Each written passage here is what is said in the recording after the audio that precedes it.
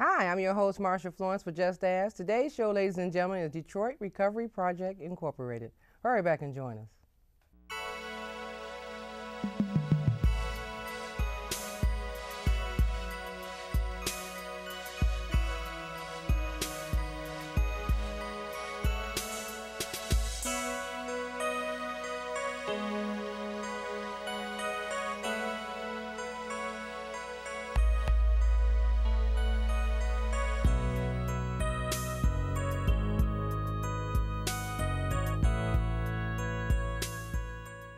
Hi, I'm your host, Marsha Florence for Just Ask. Today's show, ladies and gentlemen, is Detroit Recovery Project Incorporated, and we have with us the president and CEO himself, Andre Johnson.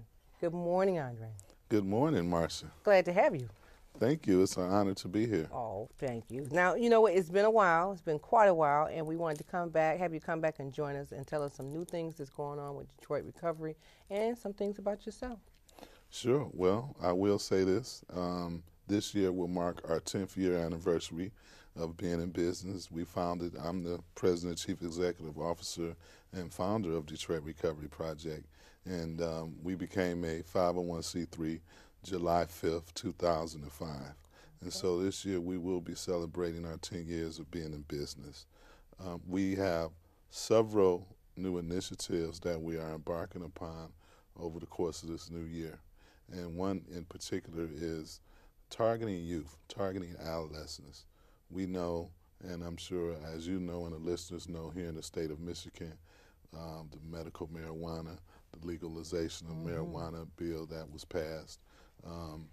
What happens is marijuana is a lot more accessible now than it's ever been. And so instead of kids taking blunts to school, now they take brownies to school and chocolate chip cookies and suckers. And so it's easily disguised and a lot more easily they can be brought into schools and used more frequently, et cetera, et cetera. So we're looking at exploring more programmings to really target young people between the ages of 14 and 18 years old. So let me ask you this. With the new law being passed, do you think the school system should be prepared to know that when these kids come to school nowadays, like you said, it may not just be a regular sucker, it may not just be brownies, it may not just be, if it's now the medical marijuana is designed to be incorporated in food for those who don't want to inhale it and they choose to eat it, do we need to really be overly concerned with the kids taking it to school and somehow it's being masqueraded by being in food? I think so. I think it poses a huge public health problem, a safety issue in the schools, because as we know, if any drugs that are brought into the school and young people are using them, it puts people at a greater risk. Typically, young people begin to act out more deviant behaviors under the influence of any form of drug or alcohol uses. And so if you can, carry some cookies with your bologna sandwich and your peanut butter jelly sandwich bag and walk into the school and you share it with somebody else who may not care to indulge in that, it puts them at risk. So have the legislators or the medical staff people took note to this to say that this is possible, and now we open up another can of peas or worms rather, and we got to look into this? Because first of all, if we have the situation where they legalized it, on one side it's good because people who are ill and need some type of comfort other than a pill every day, this is for them. But on the other side, now we're opening up the can of worms where our children, our young adults are at state or at risk, and they're camouflaging the substance by decorating it in food. So this is how, to me, another job is created. Okay, so we go from policy to policing. Sure. In fact, there are state legislatures are looking to revamp or to strengthen the regulations around the medical marijuana piece. I mean, we have medical marijuana shops around the city of Detroit. You can go in there and watch video games, play video games, and order several types of variety of medical marijuana. And you can have a doctor that sits on the other side, and you can just say you have lower back pains, and the doctor can give you a certificate that says you qualify right. for medicinal marijuana. And so medicinal marijuana is really a smokescreen. It's not necessarily the campaign. If you really look at the campaigns in the past, they spoke heavily on decriminalization. They spoke heavily on having an impact in the community.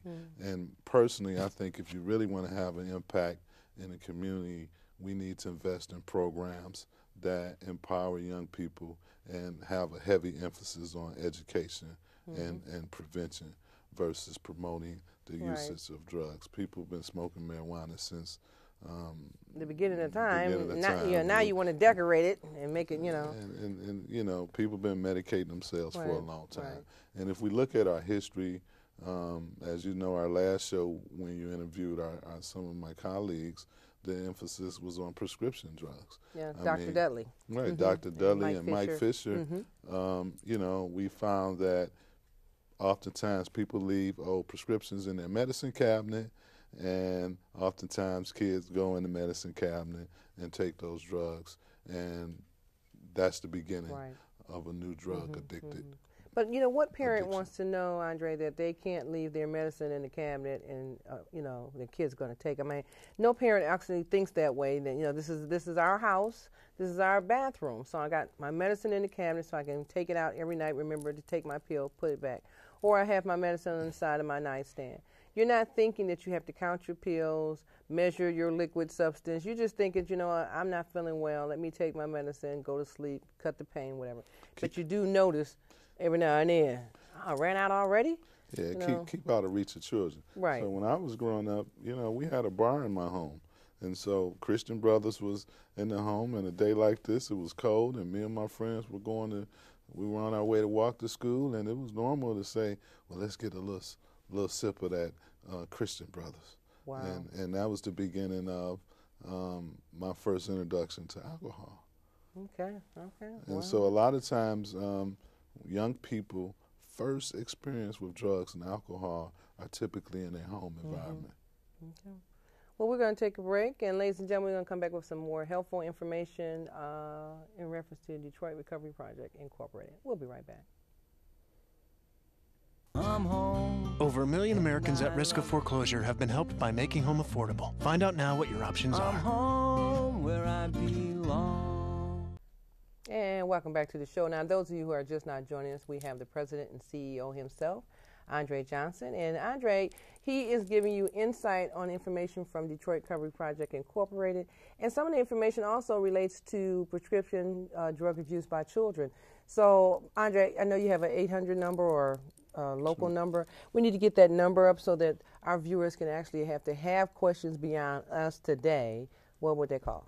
Sure. Detroit Recovery Project number is 313-365-3100. Again, that's 313-365-3100. Okay. So tell us about some things that's going on in Detroit Recovery. Sure. So let me just back up and talk a little bit about the history of Detroit Recovery Project and how we came to fruition, if I may. Sure. In fact, we found that in the city of Detroit, we averaged somewhere around 14,000 people go through drug treatment programs over the course of a year. And over that course of the year, typically people would complete 28, 30-day, 60-day, and 90-day programs, and they would be released back into the community.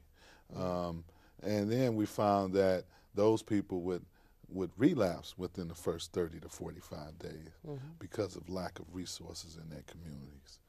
A lot of times they complete the drug treatment program completely drug-free for 30, 90 days, but when they go back into the community, that sometimes lack a lot of support, whether it's family support, recovery support, we found that there was a void in our community and our system. And so that's what led us to creating Detroit Recovery Project, which is that safety net. So we engage with the individuals during the onset of their treatment experience. And once they complete treatment, we begin to walk with them on the journey of recovery upon exiting treatment. So instead of just leaving treatment, going back to your community, now you have a recovery community, you have a recovery center where you can get support and you can get services. And some of the services that we provide our recovery coaching support services. We provide emotional support, informational support, instrumental support, and companionship. And companionship is just like us sitting here talking and engaging in a conversation and helping people to function and be supportive, be like a cheerleader to people in their early stages of recovery. What about if someone has a crisis? Do you guys have a crisis center or a crisis hotline? You know, I mean, it's two in the morning, and somebody's, you know, it's like you have that craving on you, and you're trying to control it, and you say, "I need to talk to somebody." Well, we do have staff on site 24/7, and so sometimes we do have people may call at 2, 3 o'clock in the morning and say, you know, I feel like using dope, I feel like smoking cocaine, I feel like killing myself. And we don't have a crisis hotline, but we do have the 1-800 number that we will refer those individuals to. However, we have sometimes individuals just need somebody to talk to. And we have staff on call 24/7 to talk to people. Because a lot of times people are under a lot of pressures, they're under a lot of stressors when they complete treatment, and if they're jobless, if they're having family issues, a lot of times people live in impoverished communities, and there's not a lot of love and a lot of support and a lot of hope. So in an ideal world, you guys work with the male and female population? That is correct. Okay. So there's no separation like, okay, well, are women over here and men over there? Or No, we have joint groups. We have men who work with women, women who work with men. And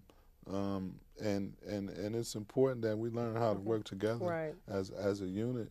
Obviously, in some programs, you can't have the two sleeping in the same bedroom setting, things like that. But women do have specific issues that have to be addressed. For instance, women in recovery have typically experienced a lot more trauma, a lot more violence. They've experienced rape, molestation, incest. They've lost their children to the foster care system.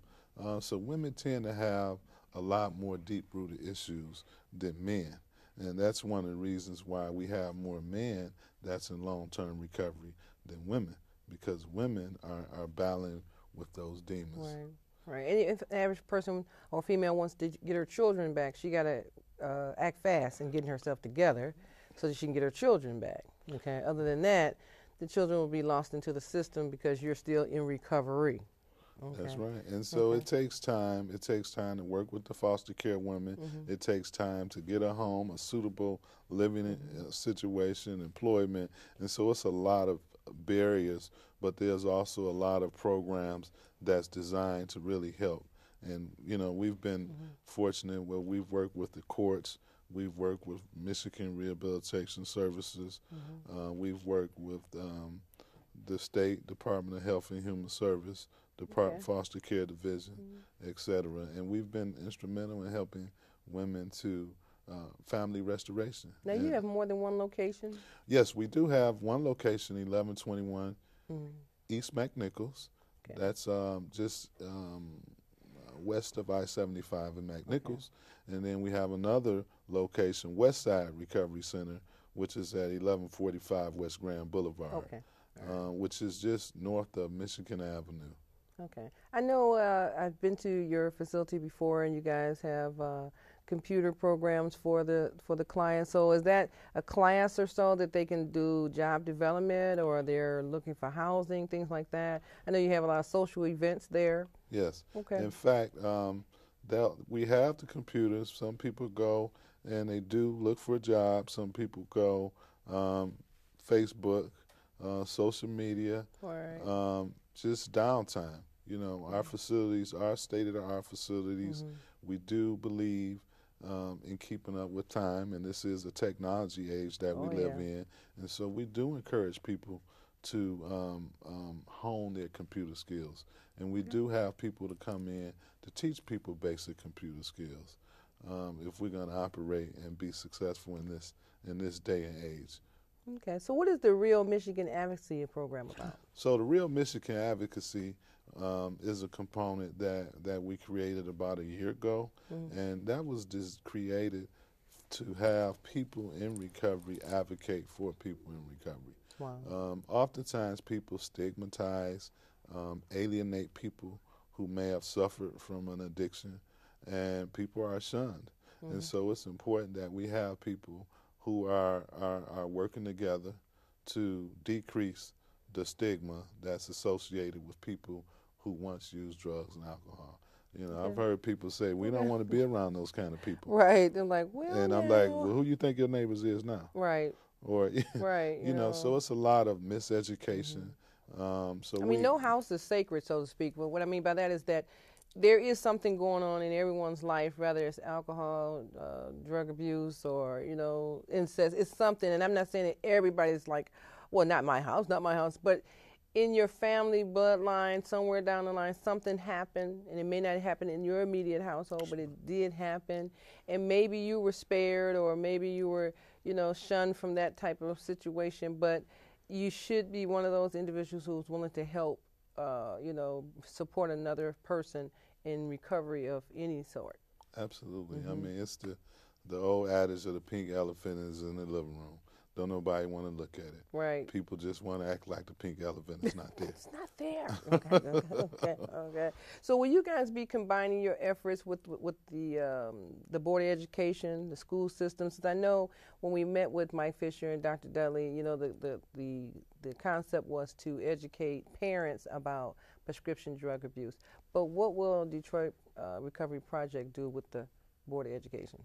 So we have staff that are currently in several schools in the city of Detroit that teach kids about the dangers of alcohol, tobacco, and other drugs. And that's through our prevention programming. We believe that if we teach young people now to not use drugs and alcohol, we won't have to worry about treating them in the near future. Okay. So we do have several programs in about 5 schools in the city of Detroit. And those programs are what we refer to as alcohol, tobacco, other drug prevention specific. We also have programs that are HIV prevention specific, because HIV is something that's very, very prevalent in Detroit. Detroit has the highest HIV rates in the state of Michigan. Really? Yes, Okay. and it's real. And those numbers are steadily growing at a younger age. So it's important that we begin to educate young people about HIV epidemic. Okay. Well, we're going to take another break. And ladies and gentlemen, get your pen and paper out. Write down these numbers and give Detroit Recovery Project Incorporated a call. You never know what you may need as far as your young people are concerned. And on that note, we'll be right back. Everybody needs a helping hand. Take a look at your fellow man. Tell me, what can I do today? Courtesy. Pass it on from the Foundation for a Better Life. And welcome back to the last half of the show. Now, ladies and gentlemen, you know how I am. I always like to educate my viewers about services, resources, organizations, agencies, you name it, within our state of Michigan. Why? Because somewhere along the line, you need some help, okay? So if you need some help, why not give us a call, 1-800-323-5336, 1-800-323-5336. Drop us a line and say, Marsha, can you connect or find out for me about this particular agency or services? You can also go to our website, justastalkshow.org. Drop me a line, Twitter, Marsha at Just As Talk Show, Facebook, the whole 9 yards. Why not connect with us so we can help you find something or services that you may need? And if you're a chef, we're looking for you. Looking for the next conscious chef for our seasoned cooking show. Now we're going to get back to Andre Johnson. So Andre, in the real world, people are not looking at that. Children are starting to advance more sexually, drug and alcohol abuse. They're getting younger and younger. What age would you say parents should start to notice or take notes or talk to or prepare for their children's changeover, even though they don't see it? Well, I think at the age of about 13, 12 years old, that's probably a good age for the conversation to begin, to really begin to educate kids about drugs and alcohol and the implications it can have on one's life. Oftentimes we know kids or children tend to feel somewhat invincible, tend to feel like they're the most smartest people in the home. I don't know where they get that from. Right, like, So- she'll never know. And I drink that. Okay. and also tend to be open to exploring, and so we need to. And sometimes people are using drugs to fill that void.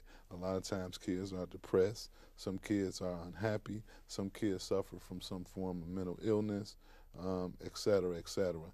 And so, if they're not taught and not educated, not just being talked at, but also being communicated with and having a dialogue and really understanding that drugs has a major implication on your health, stunning your growth, some physical implications, and also how it affects our community and our society as a whole.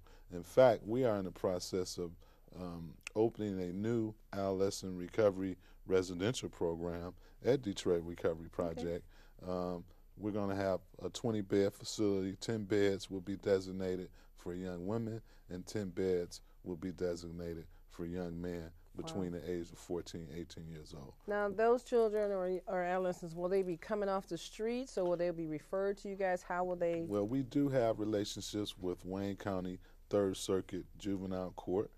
We are a provider for young people who are part of the juvenile drug court system. But I imagine kids may be coming from all over the state. Oftentimes I get calls from Oakland County, Genesee County, Washtenaw County. You know, hey, I got a teenager, 14 years old. He's an A student, but he's experimenting with marijuana. Or I got a student that's 15 years old that's popping Molly or ecstasy or lean. Young people are listening to as we know, rap music, and rap music tend to promote the uses of illegal drugs, and young people tend to want to emulate the music that they hear. And so we want to be able to have programs that dispel the use of drugs. Say this, so a parent knows that their child is having a substance abuse issue, maybe alcohol. Sure. But the child is filtered through the system, but it's never addressed that he or she has an alcohol or drug addiction problem, because the parent may know that, well, he was acting out in school and getting in trouble in the streets, but does it go back to a treatment program for him or her to receive some type of treatment?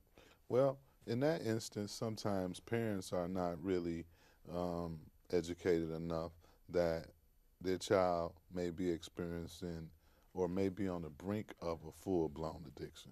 Sometimes the kids are at that stage where they're just experimenting, and it may have not graduated to full-blown addiction.